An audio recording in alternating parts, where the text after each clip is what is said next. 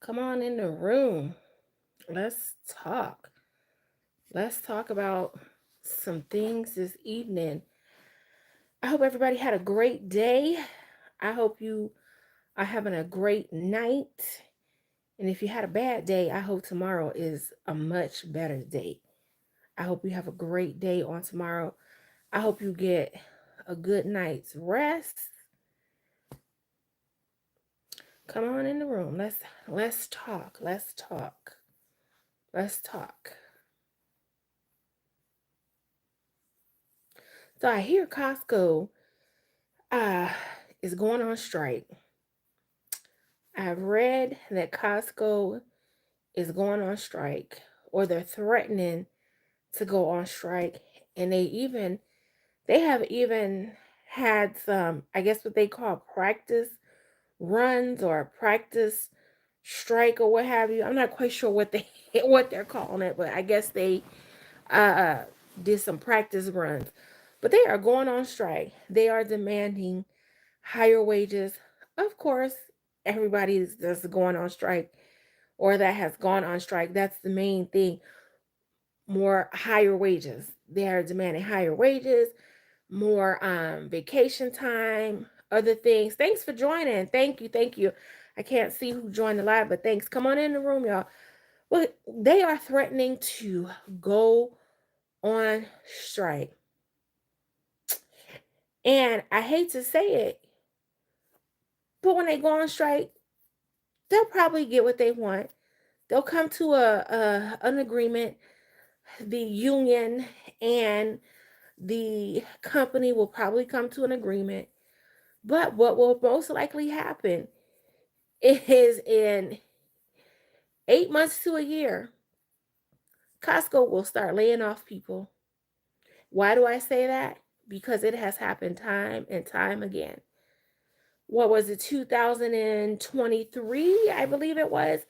UPS, they went on strike and their drivers came to an agreement. They were offered the highest wage they have ever given their drivers. What happened? A year later, they laid people off. They let people go. Same thing happened with Boeing. The mechanics, machinists demanded more money, which, in my opinion, the people that worked for Boeing that went on strike, I mean, I hate to sound rude, but they didn't have common sense because Boeing hadn't turned a profit in a long time. And either, okay, you don't participate in a 401k program or you're just living under a rock. Because why did you think you were going to get a raise when the company isn't even turning a profit? But they gave them a raise, they gave them what they wanted. What happened? Then the following year, they started laying off people. How many people have Boeing laid off in the last 12 months? Last year, a lot. Striking, I understand. We all deserve a living wage. We all deserve that if you go to work, you do your best, you do your job, and you're working 40 hours, you should not be um you should not have to depend on food stamps and other forms of government assistance to be able to take care of yourself and your family.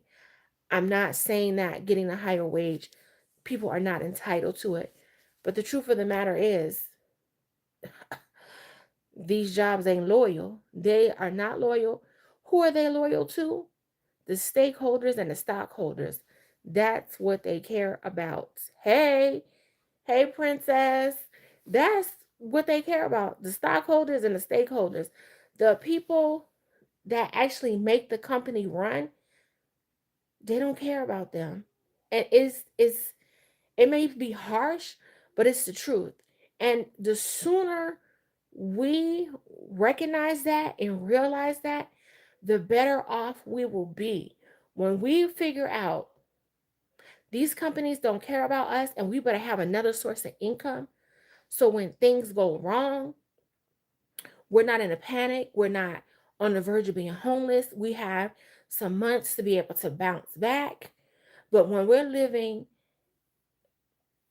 beyond our means, We're driving in a car and the car note is $600, $700 a month, and we don't have an extra $1,200, $1,400 a month after we pay that car note because we want the newest and the greatest. We want to keep up with the Joneses. We want to keep up with whoever. We want to look good.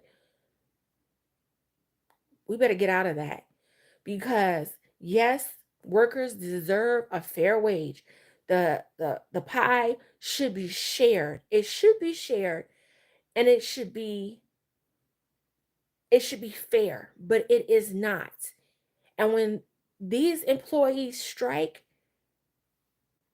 it has been proven that in the year, 12 months, 8 to 12 months, these same companies that said, yeah, we agree to the terms, they start laying off people by the hundreds, by the thousands. So, and listen, I was for the union. I was for the union for many years. And I guess I still believe in the union. I actually wanted to work for Teamsters. I wanted to work for Teamsters to help people fight what they were entitled to and to get more benefits or what have you. But that's not the answer these days. That is not the answer. I know people don't like that, but it's not the answer. The answer to if your job is not paying you a sufficient wage that you think is fair and enough for you to live off of and live well off of.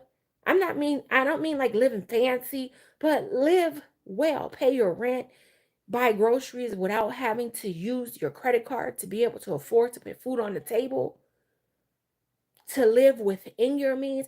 If your job is not paying you enough for that, then you have to get another source of income in addition to your job. You cannot let your job be your sole source of income and then complain that your job is not paying you enough. Because let me tell you, it may sound rude, it may sound harsh, but it's the cold, honest facts. Complaining not gonna get you nowhere. What is complaining gonna get you? Nowhere. Complaining is not gonna get you anything more. Or if it does, it may be temporary. Because if you work at a restaurant and you're demanding higher wages, I mean, the cost of food is already up high, expensive. How much more can they put their price of their menu up to pay for the owner to make money, for him or her to pay for the building, pay for the lights, the heat, water, what have you, and pay employees? Because sooner or later, you're going to have less customers the higher your price goes. Sooner or later, they're going to have to start laying off people.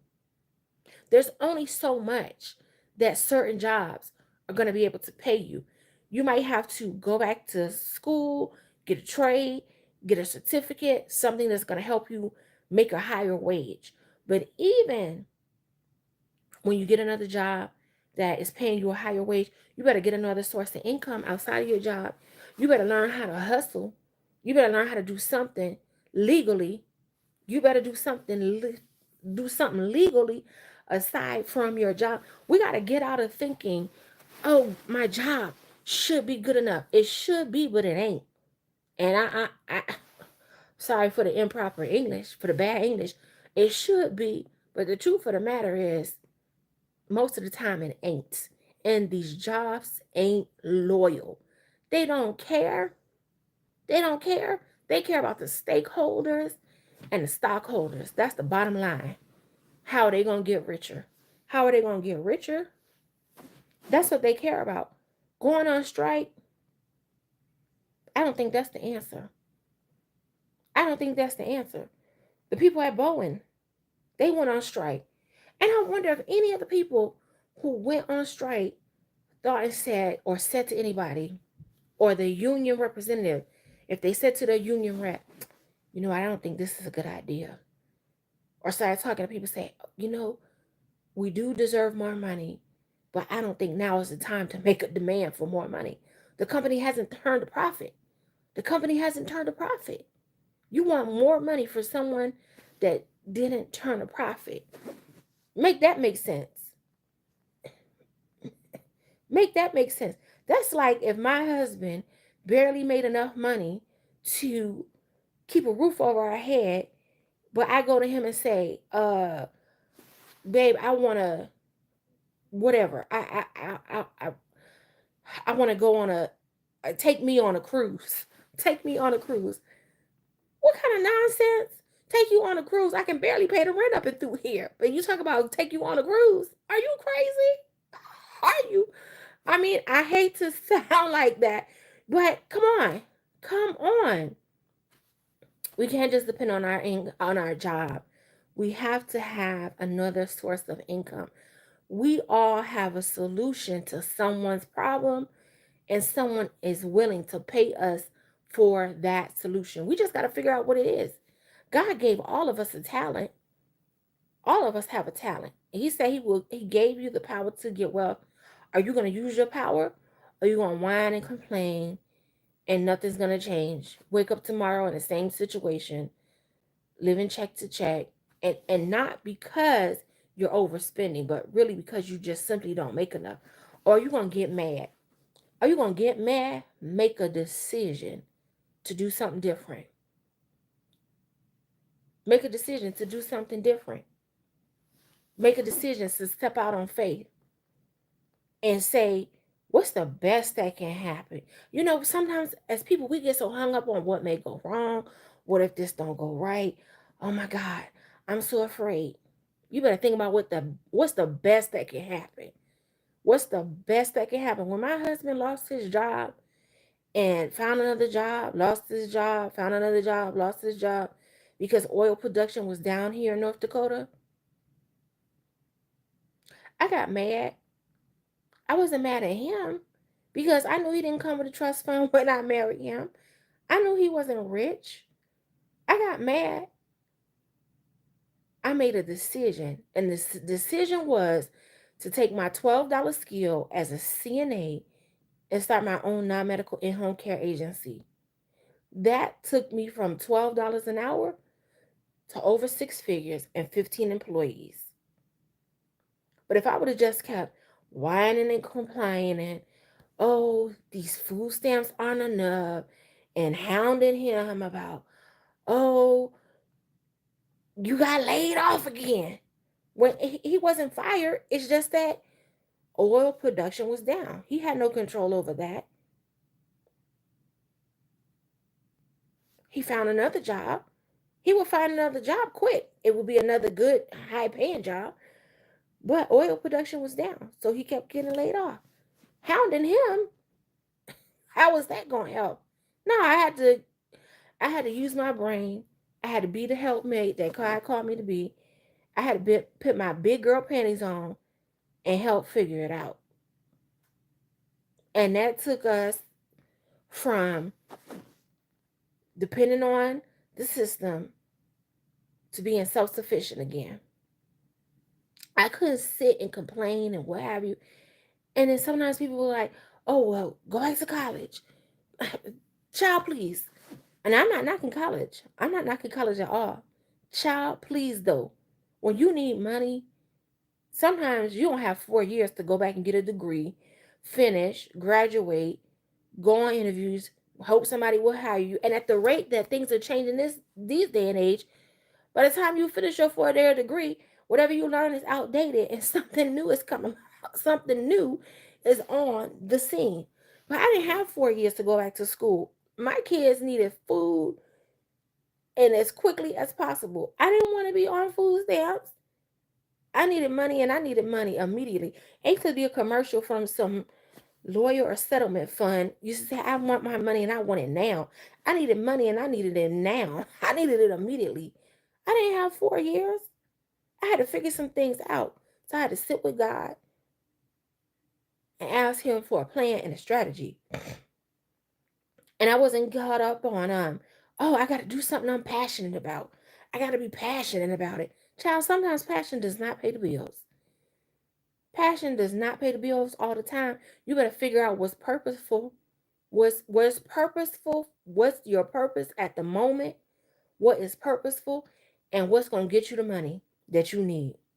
Because you may be passionate about singing and want to be the next award winning, Grammy winning artist. But if that's not paying, what you gonna do? Keep hoping and wishing and praying that you get signed? No. You better learn. You know how to make a mean pound cake? You know how to make a mean crab boil? Then you better get to making them pound cakes. You better get to making them crab boils and start selling and hustling that pound cake or them crab. You know how to clean up real good? You know how to clean a place to make it look like, excuse me, it's at a five top notch, the Four Seasons, sparkling clean? Well, you better get to housekeeping. Oh, I don't want to do that. But you better get to doing what's going to give you some money and help you get out of the situation that you're in. And forget about, oh, I got to be passionate. Passion don't always pay the bills. And we all need more than one source of income. Inflation is through the roof. My mom was telling me the other day she went to the store to get some eggs, and my dad, he only eats a certain type of eggs. He only eats eggland bass. My mom was like, "Child, these eggs are $8. $8. Yes, $8 for eggs is expensive. Excuse my French, but it's hella expensive. That is hella expensive. $8 for a dozen of eggs. But there's no reason why you shouldn't be able to afford $8. I have $8 for eggs if that's what you want to do. Now it may be insane to some people that you spend $8 for eggs, but what is $8? What is $8? And I'm talking to Christian people. What is $8 to the God that you serve that owns cattle on 1,000 hill? What is $8 to the Lord of Lord, King of Kings? He owns everything. $8 is nothing. Yes, milk is expensive. Oh my goodness. I feel like I need to get a cow and put them in a barn in the backyard because my kids, my oldest son, oh my goodness, milk is high.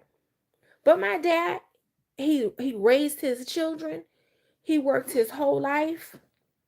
His children are grown. And if he want to buy $8 eggs, he should be able to go ahead and get them $8 eggs. Now I might be like, I don't know if we getting them $8 eggs. I like Eggland's best, but we might have to go back. We might be going back over to this great value eggs till the price of these Eggland best come down. Yes, every week. And you know what? The thing that makes me the most angry is it's the price is going up. But it's not just the price. The thing that gets me most mad is that the packaging, the quantity is smaller. It's like, are you kidding me? Are you kidding me? Like, I only buy certain brand of bread because like store brand bread goes stale very fast to me. And we don't eat a lot of bread. So we'll have it for a week or so or what have you. So I don't want to buy bread if it's going to go stale quickly.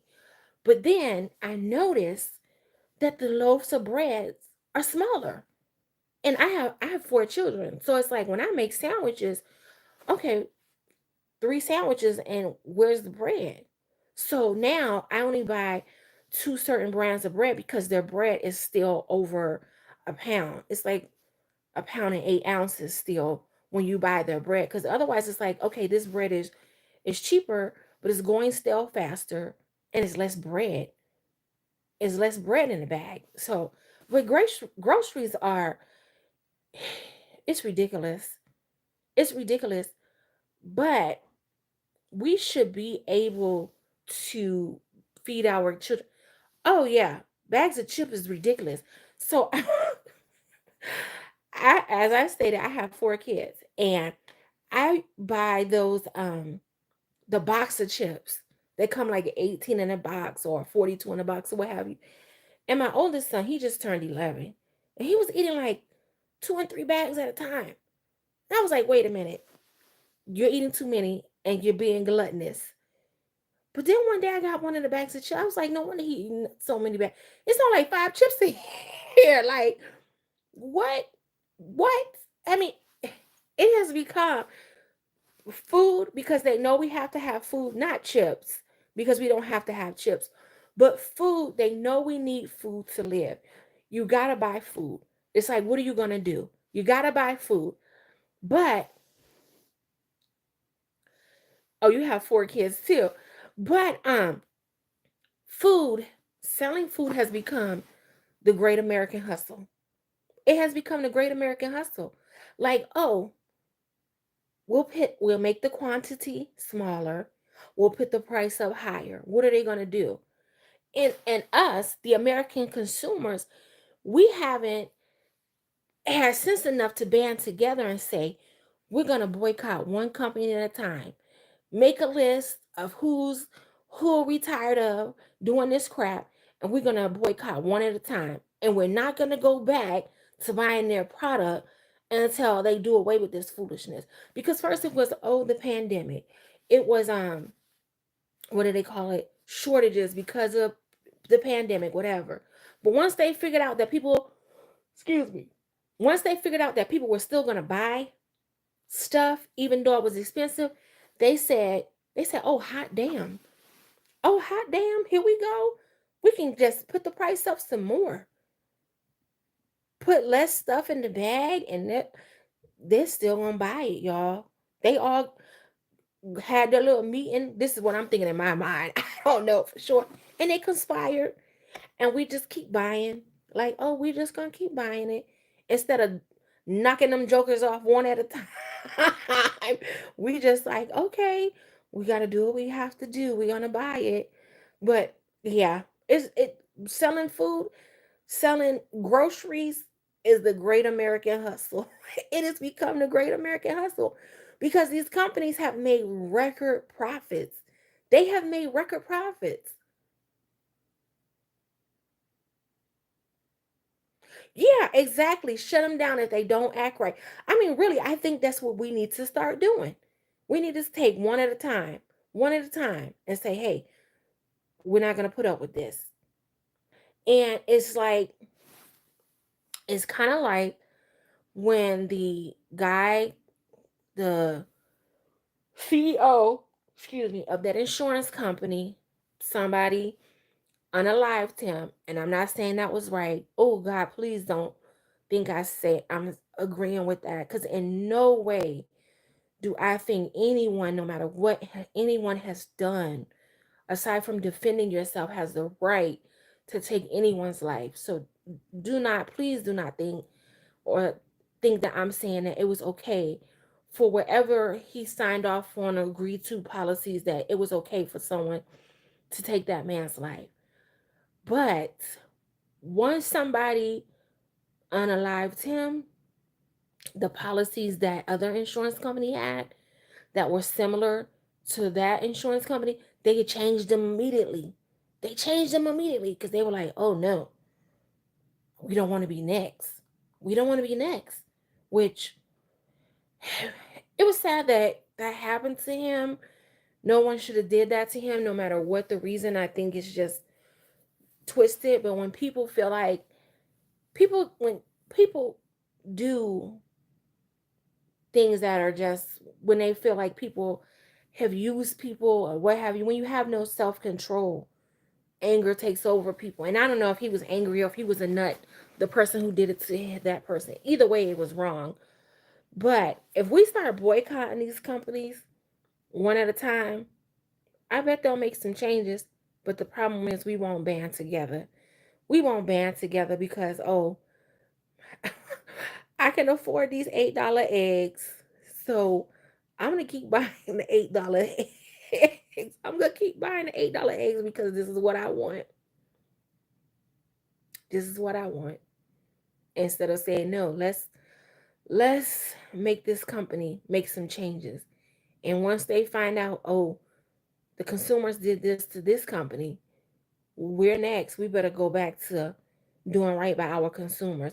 And then, has anybody noticed it seems like food is spoiling sooner than it used to? I don't know what's going on. It seems like milk is starting to go bad earlier than it used to. I don't know what they're doing to food. And you think you're making some. Oh, so it's not just me. It's not just me. Yeah, you think you're making some healthy choices, and then you find out, oh, this isn't so good for me either. I might as well have ate them chips and three pickles. No, it doesn't last as long, not at all. And I don't think it's because they're taking preservatives out. Because hey, this is America. America, we just do so many things that's not right because it's not against the law. Yes, I believe that. And even when you try to eat right, you find out that something's not right about the food. So we really just have to pray. We have to pray, ask God to cover us, and Lord, let it be okay. Yep, that is so true.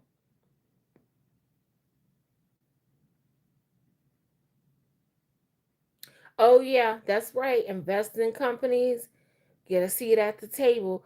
But before you can get a seat at the table to have a say, even at the what do they call it? When they have the call, when the companies have the call every so often, even before you can get a say, you got to have big time money in the company. I mean, big time money in the company before you can even have a say. You gotta have a lot of stock, a lot of stock, and a lot of money. Otherwise, you can listen to the call, but listen and shut up. They don't really care. It's the sad truth, but that's just the way it is. Yep, stockholders. You got to own a lot of stock in order for them to let you say something on that call or at the table. Otherwise, you can listen to the earnings report and what we got going on and sit here and listen because we don't care what you think or what you have to say because your money is not long enough to make a difference to us.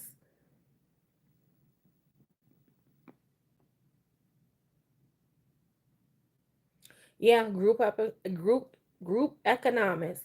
Group economics. The thing is though is that people don't trust people these days. They don't trust people because so many people have done shady things.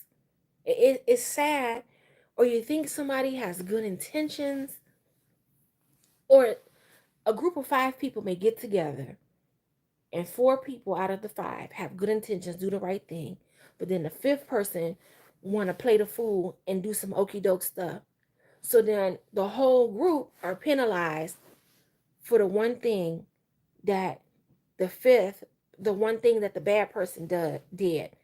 Everybody's penalized because somebody just don't want to do right. It's like it's hard to do business with people you don't know. It used to be like, oh, I'll invest in this. The person, okay, is honest, but even sometimes when you get a financial advisor, excuse me, sometimes it's better to learn on your own and invest your own money because, excuse me, how many people have seen American greed of what these people have done? And I'm always suspicious of, okay, why weren't you suspicious of this man as your financial advisor, but he's driving a Bentley, he's got a G Wagon, he's got all these things. First of all, I want to know, well, what else do you do besides um watching my money? What else you got going on? What else you got your money in? Because this is looking suspicious to me. Yep, yep. And a lot of the lobbyists, the companies are behind them. The companies are behind them. You just it's just we gotta do what's best for us. We can't depend on the government to change anything. We can't depend on the government to do right by us. I mean, it's nice that to think that the government is gonna do right by you. I mean, we live in a great country. We have flaws. America is not perfect. We got a lot of flaws. A lot of flaws. America does.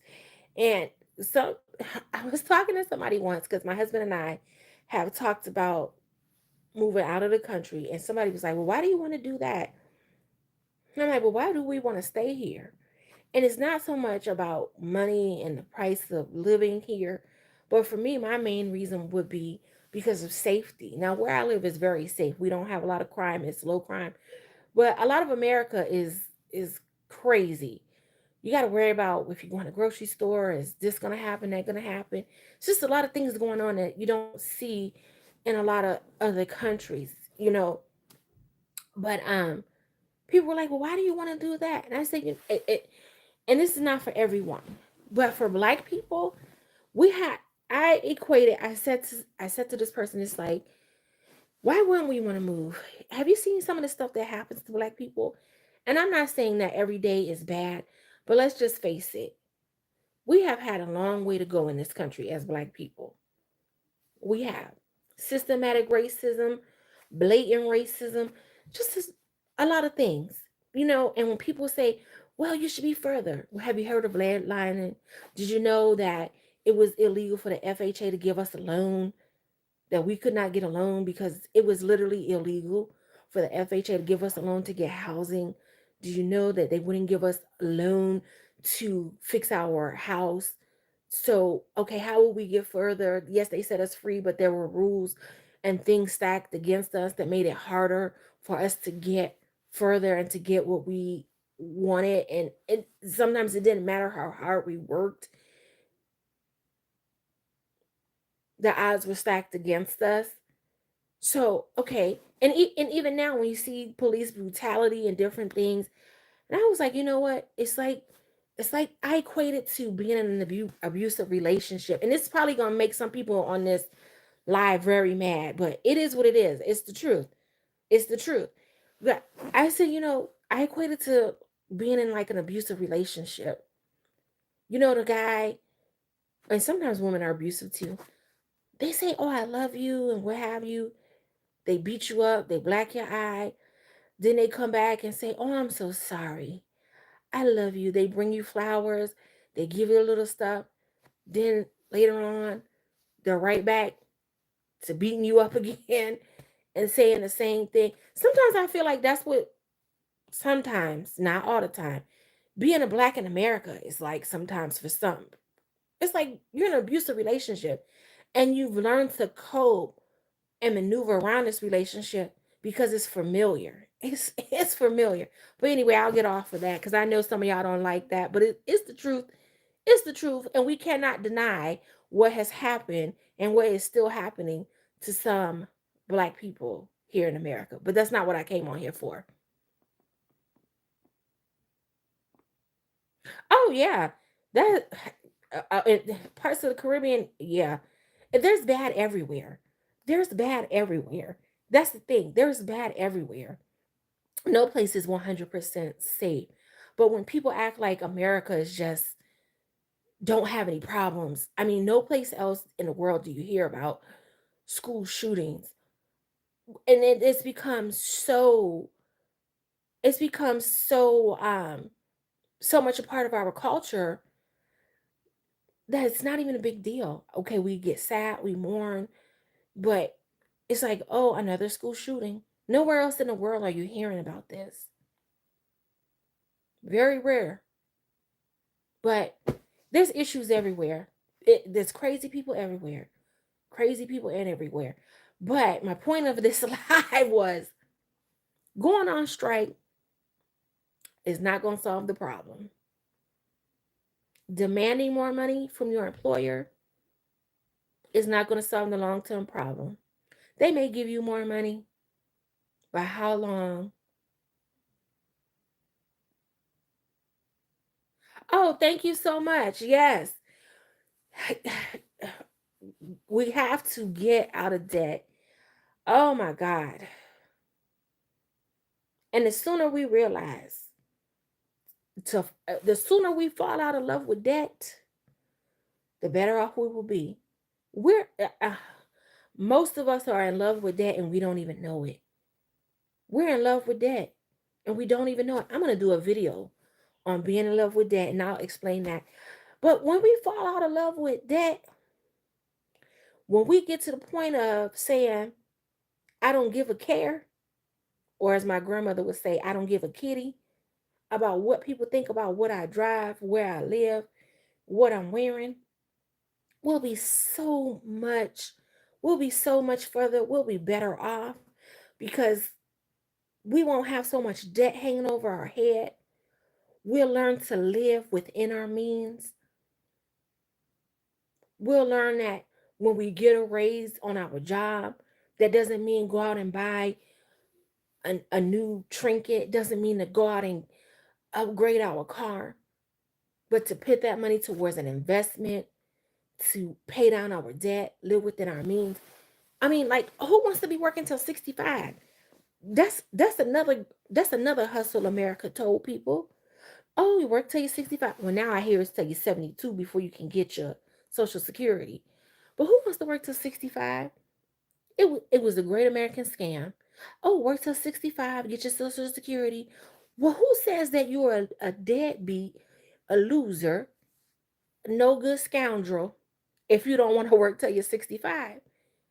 I mean, you're going to work till all your good years are gone, till you retire, to be able to do what you want, when you want, and how you want, wake up when you want.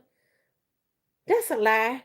That's a hustle that the powers that be then came up with to keep you in the grind, to keep you in the grind, to keep you working, helping them get richer while they off somewhere in the Riviera on their yacht, living the upper lap of luxury. A lie. Nobody should be working till they're 65 unless you want to work. Nobody should have to work until they're 65. That's ridiculous. Working till you're 65, working till 72, and then Social Security don't even give that much.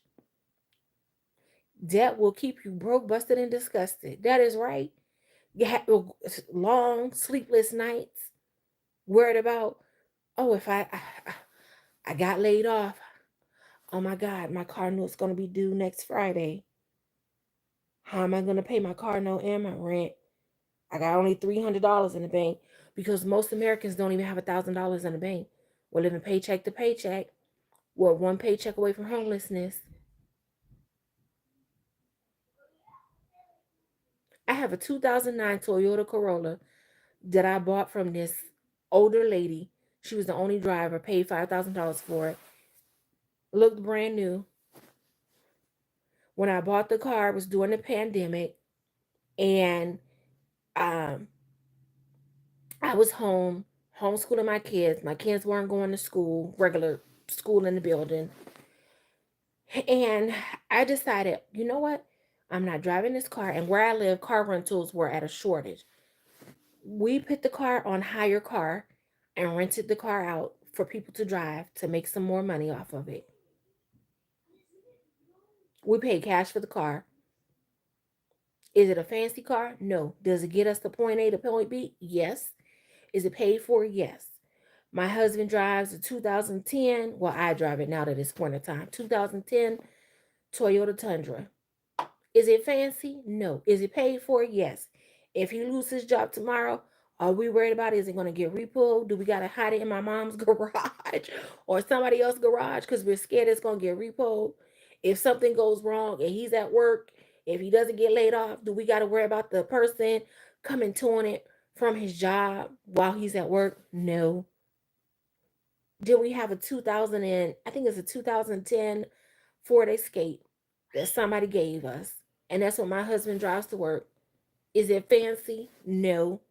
Does it get him to and from work? Yes. Is paid for. Do I want a new car? Yes. Am I going to get one for $700 a month? No. Not at all. And when the next car I get, I have to pay cash for it. Or if I get a car, I have to have an asset that's paying for that vehicle. That's paying for that vehicle. Because it only makes sense. Because a car is a depreciating asset. I have four kids to put through college if they feel like going to college or trade school. A Suzuki, okay, that's right. I want to be rich. I don't want to look rich. Now I have expensive taste. I like nice things. When I go in the store, I don't know why when I pick things up, It just happens to be very high price. It happens to be very high price. It shocks myself. Yes, car payments are ridiculously high. I'm like, whoa, $700 for, and then people own a car. They have a car they're paying $700 a month for, but they don't own a home. They don't own a home because they bought into the scam of, oh, home ownership is a scam. Don't buy a home, live in a luxury apartment. When you buy a home, you have all these extra expenses. Yeah, but when you live in an apartment, they're gonna put your rent up $300-400 a year to bleed more money out of you, and you're not getting any equity off of that apartment. Nobody came up with that, but the people who own a lot of real estate, they came up with that to sucker us because they know most Americans want to look rich instead of actually being rich. And that's the problem. That's the problem with us. We want to look rich instead of being rich. And once we get to the point where we say, I don't care about the Joneses, I don't want to keep up with the Joneses, I don't want to keep up with the Smiths. I must say the only high price item I like, or I didn't catch what that said. But once we decide we don't want to keep up with anybody and we're going to make income in addition to our job, we're going to get something going on the side, we're going to be okay. We're going to be okay. And it's not the norm. Oh, reborn dogs. Yes, those are expensive.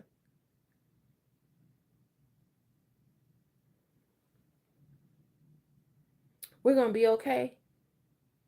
We want to retire early. And it's not the norm. People going to look at you crazy. People probably assume that I don't really care what people assume. I don't really care what people assume. Oh, she say her husband does this. She say she does that. But they don't live in a new house. I don't care, because who's helping me pay this mortgage? Who gonna help my husband pay the mortgage? If he get laid off and we have to pay it with my money, is somebody gonna cut us a check to help us pay this mortgage and feed 4 kids and clothe them? No, no, they're not.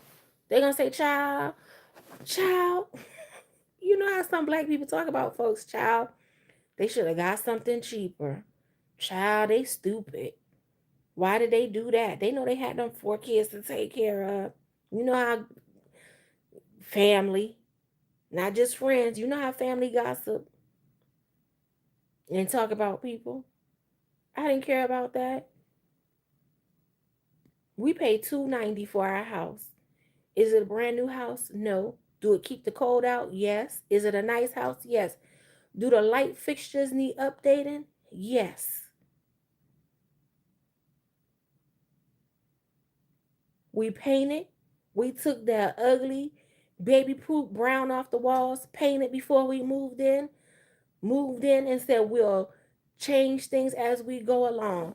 If you don't like it, whoever comes, they can leave the same way they came and don't come back. I really don't care. I really don't care. In the words of Martin, get to stepping. Get to stepping. I don't care. I really don't care. Yeah, family be the name. Family be the name. The main people talking about you. Talking about you behind other people. Yeah, to other people in the family. My husband, he's Caribbean. He'll say they be sue-suing about you. They'll be sue-suing about you. But I don't care. When me and my husband decided we were going to get out of that, we took our kids out of basketball, swimming, tennis, taekwondo, and whatever else they had going on. We did explain to them, hey, we're not going to be doing these things because me and daddy were paying off bills because we want to buy a house one day. We did explain to that, but we were no thrills, no frills. We didn't go on vacation for almost 3 years. One of my sons was like, "Oh well, such and such, they get to go everywhere. We don't get to do nothing." Well, don't say that because you have been plenty of places. You've been plenty of places. We just haven't been lately, and you will go sometime again. But it is not gonna be right now. But the main thing is keeping a roof over your head, food on the table, because we're trying to buy a house. Do you want a house or do you want to go over there to Mexico? I want my own backyard. All right, then. Okay. Okay. Be grateful. Be grateful for what you have. Stop looking at other people, because looking at other people steal your joy. My the same son, he went to someone's house. He came back and said, "Oh, they have such and such. They have more stuff than us." I said to him, "You never asked for such and such. Whatever you have asked me and your daddy for, have you gotten it? Yes. Okay. You may not get it when you want it right away, but whatever you have ever asked me and your daddy for, you always got. And you didn't ask us for such and such. And you went over there to someone else's house looking at what they have, and you became ungrateful when you wasn't even thinking about that stuff because you never asked for it. But you,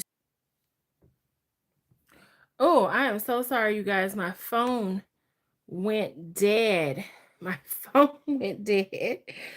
But I was telling my son when he came back and he was being talking about what somebody else had, I said to him, I said, you were not thinking about those things until you went to such and such house and you saw them. You weren't thinking about that. And you started focusing on what they had, and it made you ungrateful. And I explained to him, I said, when you're ungrateful for what you have, it steals your joy. And he said, well, what does that mean? And I explained to him, I said, you cannot focus on what somebody else has and what you don't have, because it's going to steal your joy. Be grateful for what you have. Don't worry about what somebody else doesn't have. Be grateful for the things that you have. And then, and I wanted to tell him, and you don't know how those people got those things.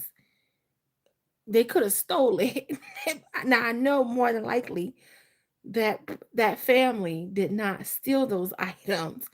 But I'm like, you don't know how those people got that stuff. Because some people are thieves. They could have stole that stuff.